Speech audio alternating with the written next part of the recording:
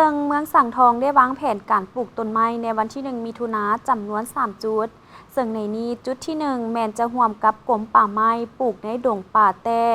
บ้านซอในเนื้อที่9เฮกตาร์เพื่อเป็นการฟื้นฟูป่าไม้ในโครงการอนุรักษ์ชีวนานาพันธุ์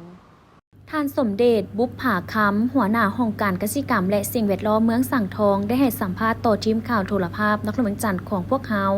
ถึงแผนการปลูกต้นไม้ในปี 2026 ของเมืองแห่งฮู้วา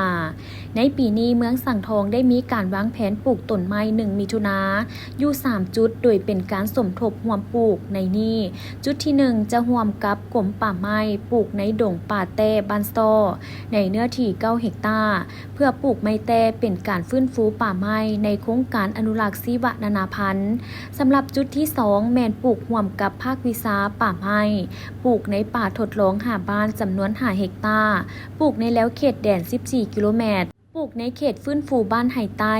11.5 เฮกตาร์ซึ่งจะปลูกไม้ประดับไม้สร้างมนและไม้ปองส่วนจุดที่3แม่นจะปลูกไม้ประดับอยู่เขตแคมป์ของและทางเขตตัวเมือง300ต้น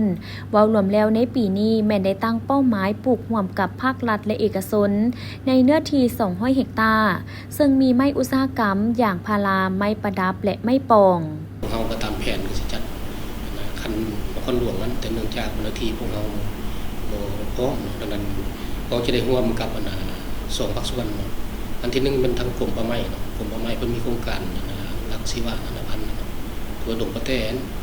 ถือว่าเพิ่นก็มีโครงการรายปีเนาะเธอเริ่มจะตั้งปฏิบัติปีนี้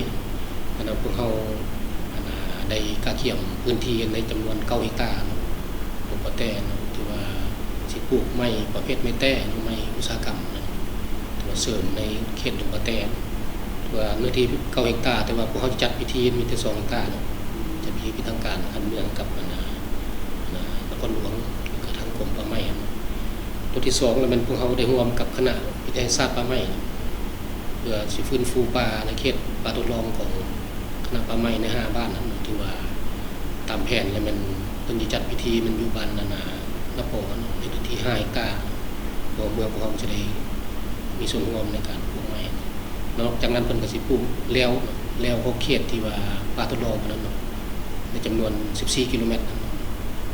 พร้อมจอดแล้วเนาะตัดแล้วเราก็ปลูกตามแล้วแล้วก็ปลูกทุกเขตที่ว่าประสนทางอยู่แถวบ้านไห่ใต้ที่ว่าปลูกเสริมเติม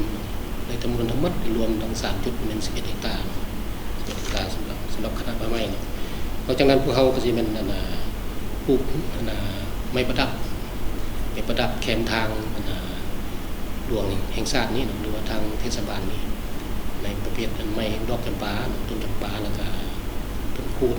ไม้ประดับอื่นๆตัวในระยะ2กิโลเมตรพวกได้ขึ้นแผนสำหรับปีนี้ก็มีอยู่3จุดก็เขียนปลูกไม้ท่านหัวหน้าโครงการเกษตรกรรมและสิ่งแวดล้อมเมืองสังทองยังได้เห็นหู้ตื่มอีกว่านอกจากแผนปลูกไม้แล้วทั้งโครงการพวกเขายังได้เอาใจใส่เวียกงานคุ้มครองป่าไม้โดยได้มีการลงเก็บกรรมสถิติซ้ำเงาอย่างพาราของประชาชนในจำนวน2บ้านพร้อมทั้งได้ติดตามบัวระบัดรักษาต้นไม้ที่ปลูกในระยะผ่านมาอยู่ใน6บ้านติดตามกวดกาสวนพ่อพันธุ์แม่พันธุ์ไม้20เฮกตาร์ได้สมทบแขนงป่าไม้กำหนดสถานที่ส่วนกาเบียไม้สัวขาวเพื่อกาเบียไม้ฟื้นฟูป่าสร้างแผนกำหนดกาเบียไม้ให้ได้ 30,000 เบี้ยในศกปี 2026 หา 2027 นี้ได้ออกกวดกาลาดตระเวนการลักลอบตัดไม้เขื่อนย้ายไม้และจะได้เอาใจใส่บัวระบัดรักษาต้นไม้ที่ปลูกในปีนี้เพื่อรับประกันอัตราการรอดและสร้างความยืนยงเพื่อฟื้นฟูป่าธรรมชาติและสร้างอัตราการปกคลุมสร้างโซสีเขียวให้เมืองสังทอง